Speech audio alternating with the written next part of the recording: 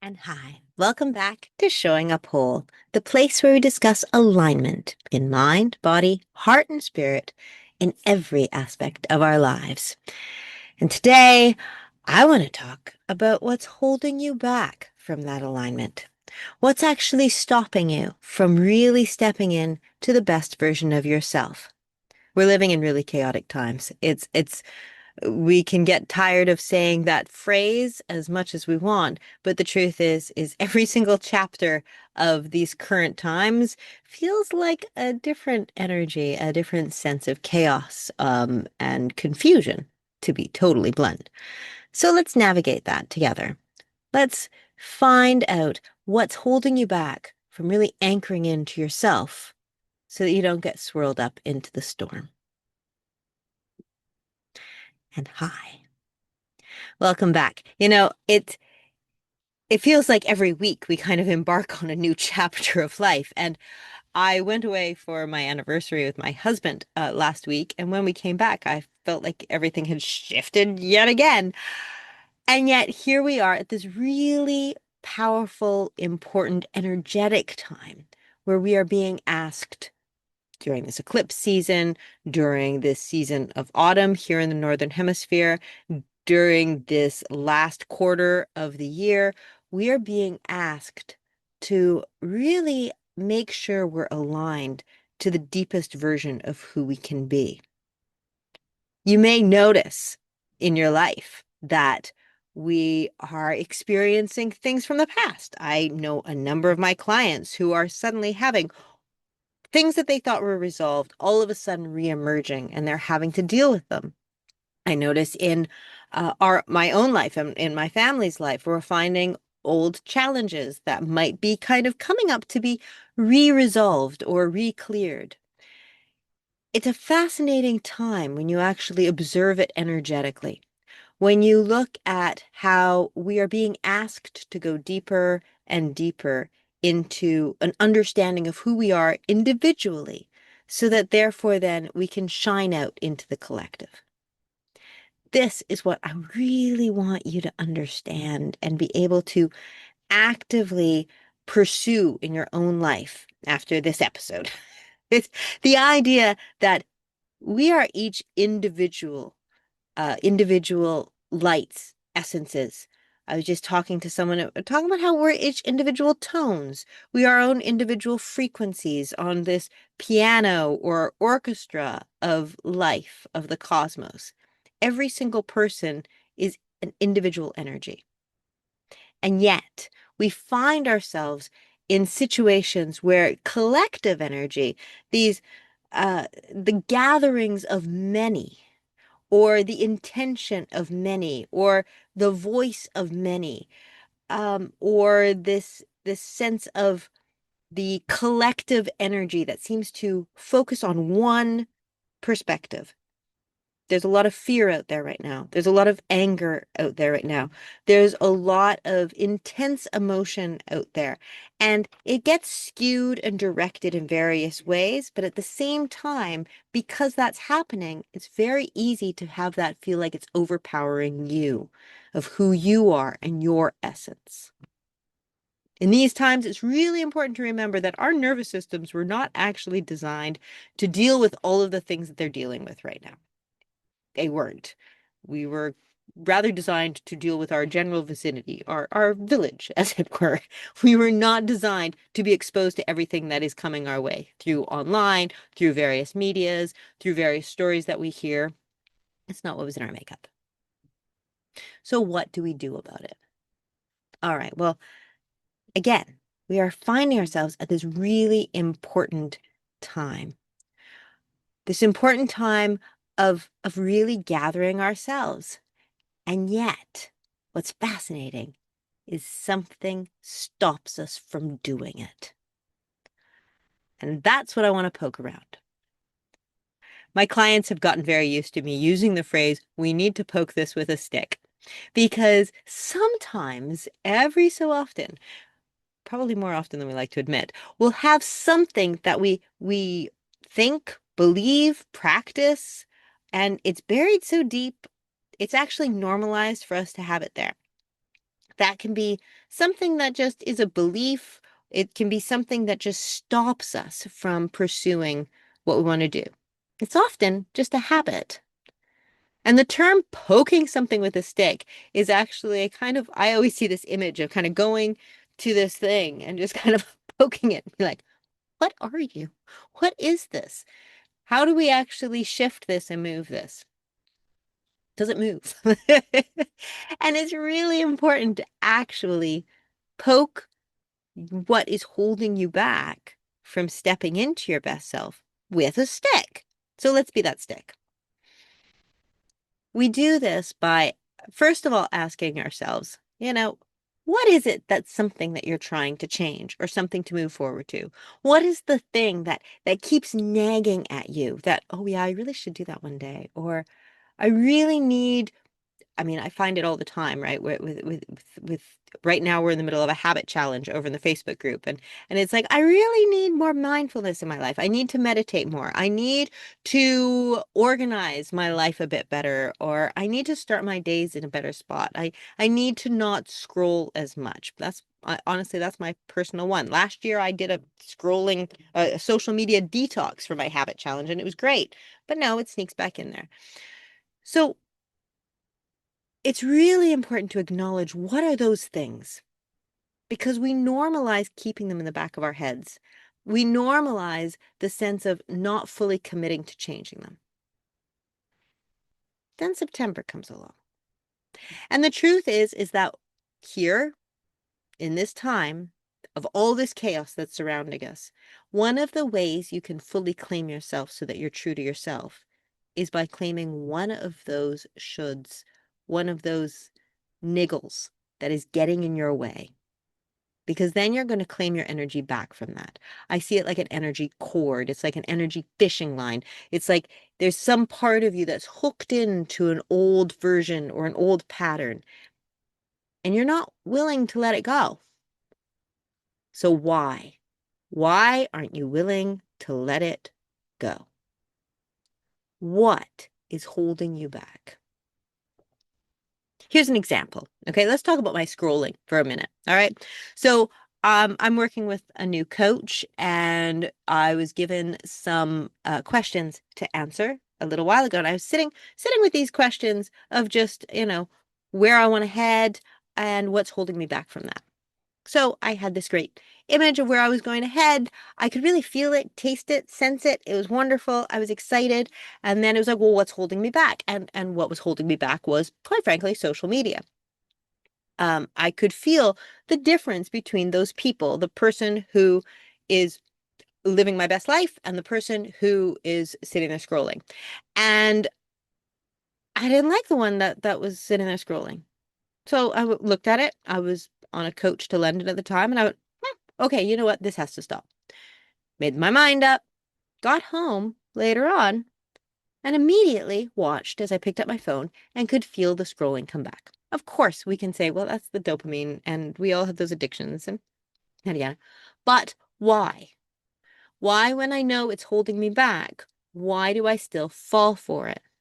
And I can tell you bluntly, because I know that the next version of myself is a little bit out of my comfort zone. It just is. It's a little bit out of my comfort zone. The most successful version of myself, the highest version of myself, it's a stretch. That's an exciting stretch. It's what we're here for. We're all here to stretch.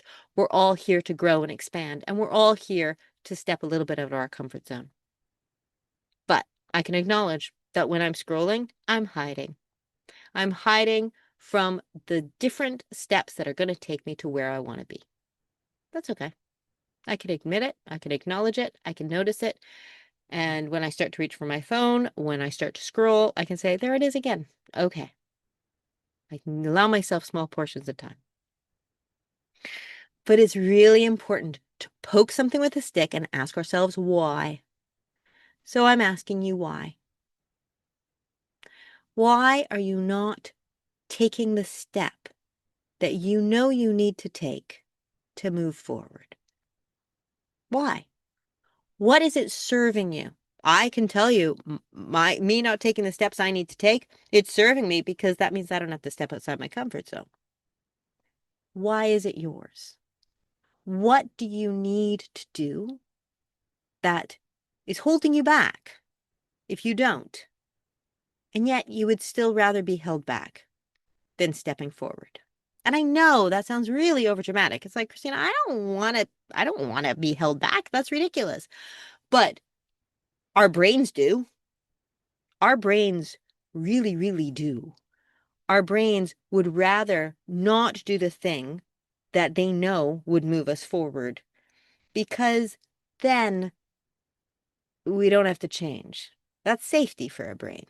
A brain likes its habits. It likes its patterns. It likes its balance. It's that sense of homeostasis, right? It's its comfort zone. It's its safe zone. So it doesn't want you to change. The other interesting thing that can come out of this too is that sometimes we actually go, well, yeah, I'll try. I'll try to change. I'll try to shift that. I'm going to try to do better. We kind of go half hog. Fascinating reason why we will sometimes go half hog is because we actually want to give us the out. We want to give ourselves the excuse. You might have actually felt this. I know I have, where all of a sudden you go, yeah, but if I don't fully commit, if it doesn't work out, then I can just blame myself for not fully committing. We give ourselves false safes.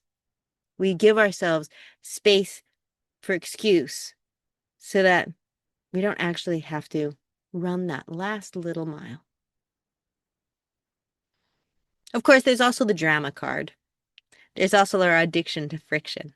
The fact that we can easily know that if we don't do the thing, then we get to still get addicted to the friction, the drama, the sense of intrigue. Well, what happens if we don't? What is actually all of this chaos? How do I feel? Oh, I'm just going to keep post looking and exposing myself to all of these heavier things because who knows what will come up with it. And I want to find out how it ends.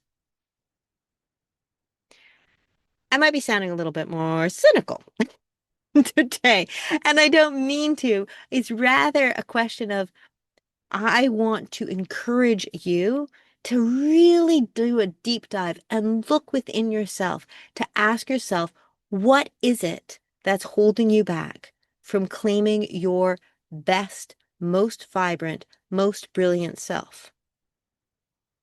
Do you feel guilty that other people might not be able to thrive and be joyful? So therefore, then you want to hold yourself back from shining bright? We can say these things and they sound so ludicrous when we actually speak them out loud. But the truth is this is actually how we subconsciously or subtly function. There are stories deep within ourselves that can hold us back. And it's really important to acknowledge them, to know them, to love yourself through them, and then start looking at the simple steps that are actually going to take you out of them. I mean, this is what clients and I work on all the time. We're continually putting things in place to make sure that they, as in my clients, have those things in place and I can hold them accountable for that. It is a question of saying what those small steps are so that they can truly show up as who they are every day.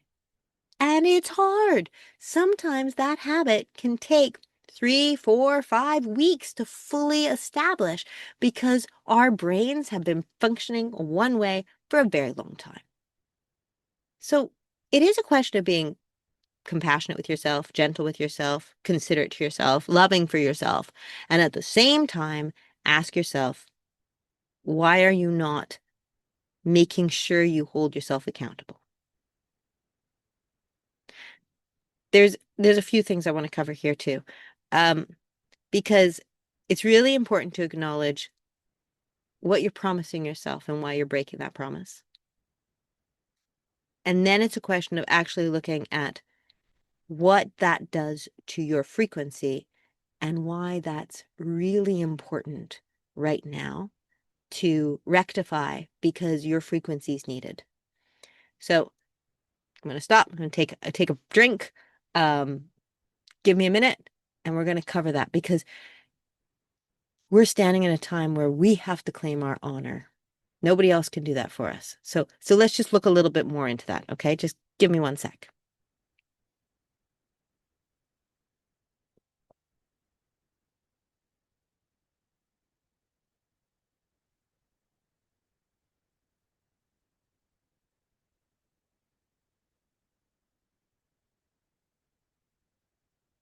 Okay, so here we go. We are talking about really making sure that you are acknowledging the things that you've told yourself you need to do, and then acknowledging the reasons why you hold yourself back from that. And how here we are in this really noisy, chaotic, often rather scary, angry, intense world at this time. And we are being asked to do those things that really claim ourselves because that's how we actually anchor in to our own truth. Now, here's the thing. It's a slippery slope because often we tell ourselves, oh, I really like my scrolling thing. Oh, I really need to stop scrolling.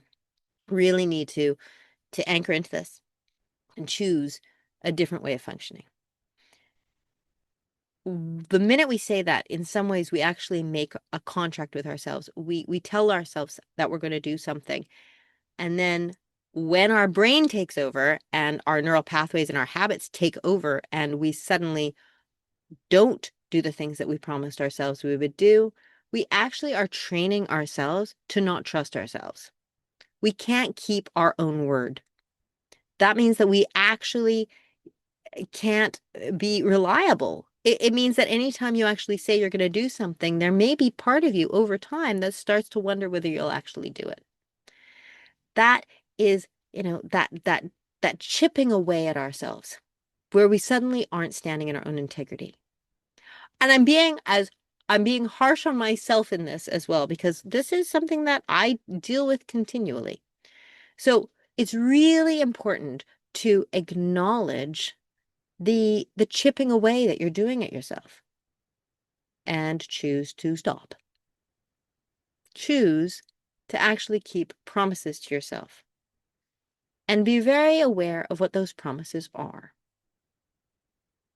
I heard the other day that honesty is one of the strongest frequencies that we can find. And I really loved hearing that. We have a tendency to to have these kind of overarching thoughts that we've thought a lot about. It's like love is the purest frequency, love is the purest energy, and of course it is one of the purest energies.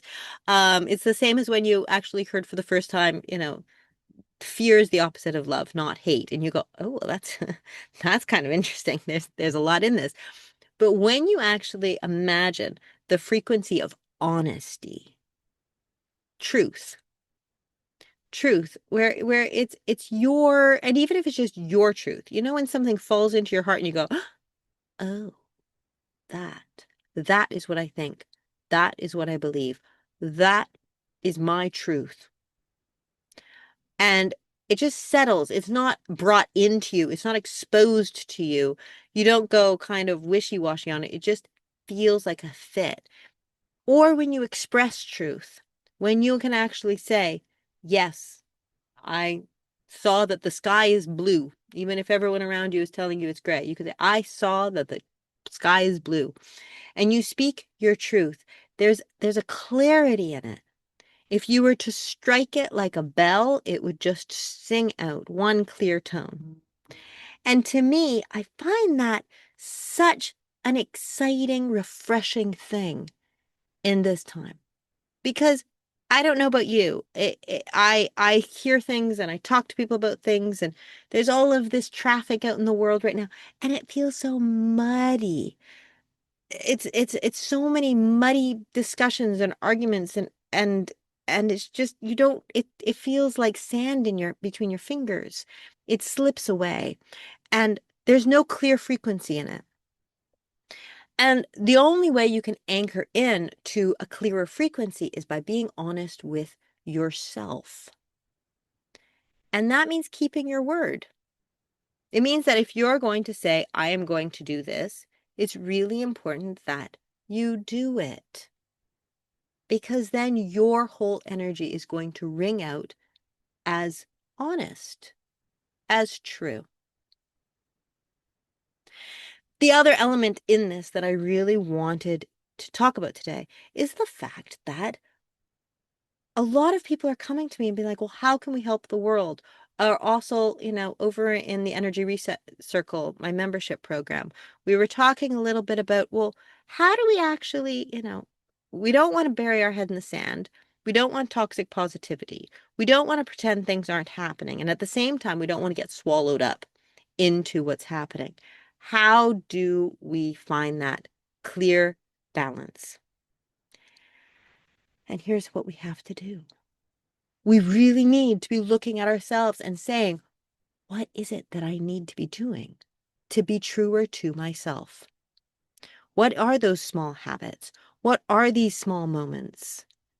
What what do I need to put in place? And how do I tell myself I am going to put them in place and keep my word to myself so that the energy of honesty rings out through me? It's also a question of, if we mess up and we don't, we apologize to ourselves and we acknowledge ourselves that we broke our word and say, don't worry, I'm trying to do better. I will try to do better. We have to treat ourselves the way we want others to treat us. And we have to treat ourselves the way we want to treat others. So in doing that, though, it's almost like creating this loving environment for ourselves where we can do and be the best we can. And in that, there's almost like a cocooning or a surrounding. It's like putting ourselves in that magical bubble we often talk about, right? Where we have boundaries in place and we acknowledge what's out there. Whenever I talk about boundaries and bubbles in places now, I don't know about you, but I always imagine Glinda in Wicked, her and her magical bubble. She has to tap in order to release herself from. Imagining that. So you have that in place, and then you can see everything around of what's happening and hold yourself and observe yourself of what you need for balance. When you have grounded yourself, when you're whole in yourself, when you have put the steps in place to practice being true to yourself, when everything is in alignment, then you can express light out into the world. And because you are stronger in your own personal frequency, your own energy, that light is rippling out. It is shining out into the world.